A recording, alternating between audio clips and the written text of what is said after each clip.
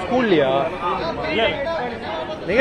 நிகழ்ச்சியை பத்தி மட்டும் கேட்கலாம். ஸ்கூல்ல மும்மொழிகள் அப்படின்னு வைக்கிறது வந்து நீங்க ஒரு ஸ்கூல் சொன்னா பரவாயில்ல, எல்லா ஸ்கூல்லயும் நடக்குது. அது அப்படி அபாலிஷ் பண்ணோம்னா எல்லா ஸ்கூல்லையும் அபாலிஷ் பண்ணுவோம்.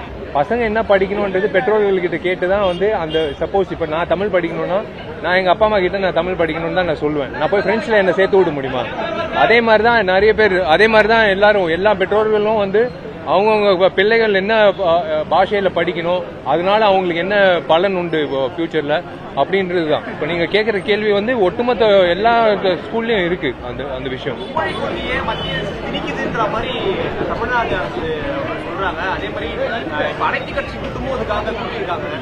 இல்லைங்க, அதாங்க திணிக்கிறது வந்து நீங்க ஒரு ஒரு ஆக்டா கொண்டு வரலாம், மனுஷனோட வாழ்க்கையில வந்து கொண்டு வர முடியாது. மனுஷனோட வாழ்க்கையில வந்து எந்த ஒரு விஷயமோ சேதமோ திணிக்க முடியாது. அது வந்து வெற்றி அடையாது.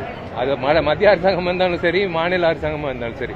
முதல்ல வந்து இன்னைக்கு பாண்டிச்சேரியும் தமிழ்நாடு +2 மாணவ மாணவிகளுக்கு எக்ஸாம் தொடங்கி இருக்கு. அவங்களுக்கு என்னோட மனமார்ந்த வாழ்த்துக்கள். All the best. நல்லா படிங்க, ப்ரெஷர் எடுத்துக்காதீங்க, நல்ல நேரம் எடுத்து நல்லா தூங்குங்க.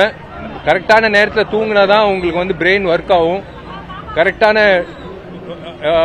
அந்த சப்ஜெக்டை நீங்க படிக்கும் போது நல்ல நீங்க வந்து ஏதோ டவுட் இருந்தா கூட நீங்க கேட்டுக்கிட்டு உங்க ஃப்ரெண்ட்ஸோட டவுட் கேட்டுட்டு நல்லா படிச்சு நல்லபடியா வரணும்னு நான் வாழ்த்துறேன். All the very best. தொடர்ந்து கட்சியை தொடங்கி ஒரு ஆண்டுக்கு மேல ஆகுது.